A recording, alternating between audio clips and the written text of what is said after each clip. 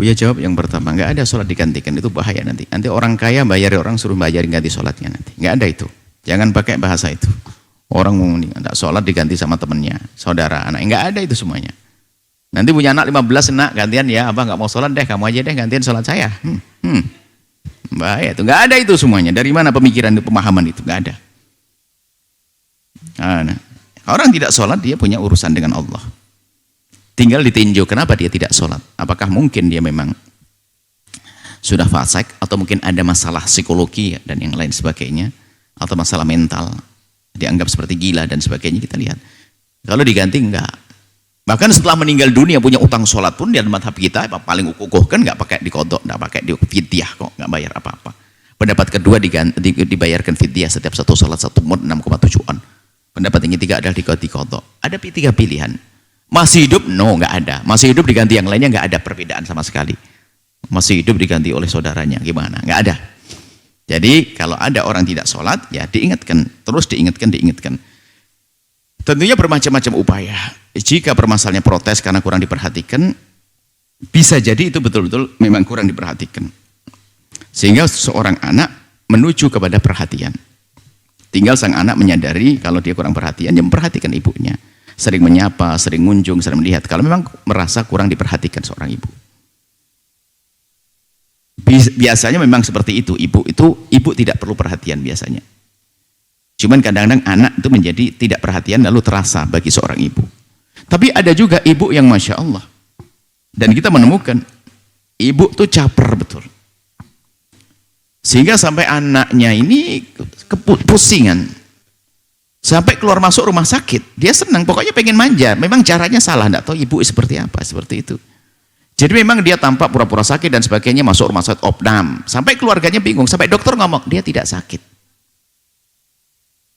Memang gayanya seperti itu. Jangan Anda menjadi ibu semacam itu. Bahkan rata-rata seorang ibu itu lihat tidak mau mengganggu anaknya. Tidak mau, bahkan diberi oleh anaknya pun kadang tidak mau. Tapi seorang anak, Anda punya kewajiban untuk peduli pada ibundamu, menghormati ibundamu, menyayangi ibundamu, mencukupi ibundamu, itu kewajiban. Cuman di sisi seorang ibu, itu rata-rata ibu yang normal itu adalah begitu berat mengambil sesuatu dari anaknya. Karena harapannya pengen anakku baik-baik saja deh. Apalagi sampai manja yang salah begitu. Sampai ada ini, masuk rumah sakit bolak-balik. Sampai dokter mengatakan dia tidak sakit. Maka kami sampaikan pada anak tersebut bahwasanya sabar. Memang itu nasib ibumu harus seperti itu. Kamu yang sabar. Tapi kan buang-buang duit. Tapi ya sudahlah, duit kamu punya duit. Untungnya anaknya baik, soleh betul.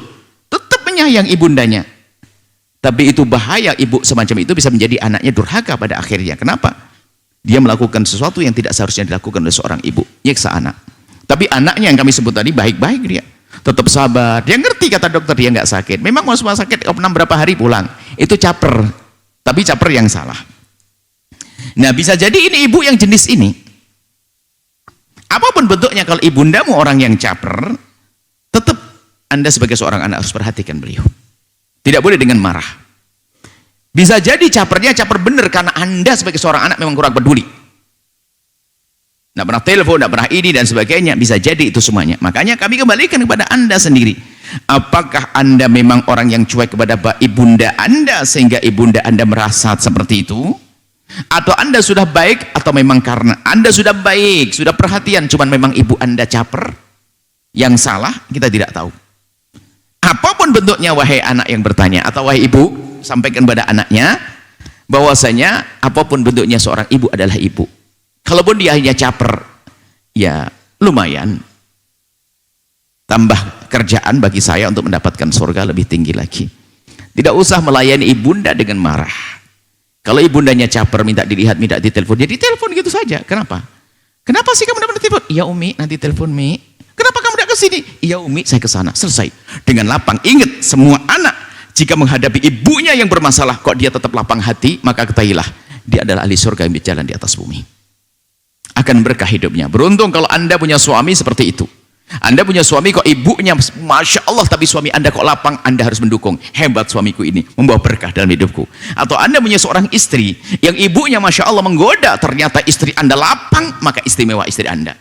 Ingat, Sebetulnya untuk mengukur kebahagiaan kita di masa yang akan datang, lihat urusanmu dengan orang tuamu seperti apa. Kalau orang tuamu baik kepadamu, engkau baik, itu mah biasa saja. Tapi ada bapak ibunya baik, tapi anaknya kurang ajar, waduh, neraka telah diambil dengan cepat. Tapi yang hebat lagi adalah ibu bapaknya tidak baik. Tapi subhanallah, anak ini tidak berubah sama sekali. Tetap dengan senyum, tetap melayani dengan penuh. Didukung sama suami yang luar biasa, termasuk yang kami ceritakan tadi, itu ayah suaminya baik, istri yang dukung luar biasa, hebat. Itu ahli surga semuanya. Dia melihat keadaan ibunya yang caper salah itu tidak pernah berubah. Allah, sampai kagum, hebat kau ini. Doain saya kalau gitu. Ini orang istimewa.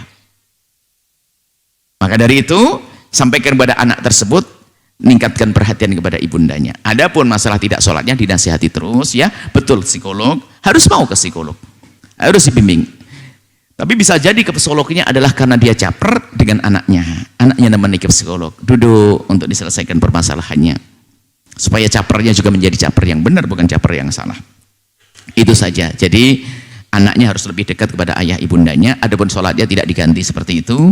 Anaknya harus lebih dekat, kemudian diantarkan. Kalau ke rumah sakit, jangan ngasih duit pergi ke rumah sakit. Seorang anak datang, assalamualaikum Umi, ya saya temani Umi. Ke psikolog ditemani. Subhanallah. Mau atau tidak mau bukan urusan anak. Yang jelas seorang anak mengusahakan semaksimal mungkin. Kalau ternyata ibunya nanti tidak mau, dia sudah mendapatkan pahala besar di hadapan Allah.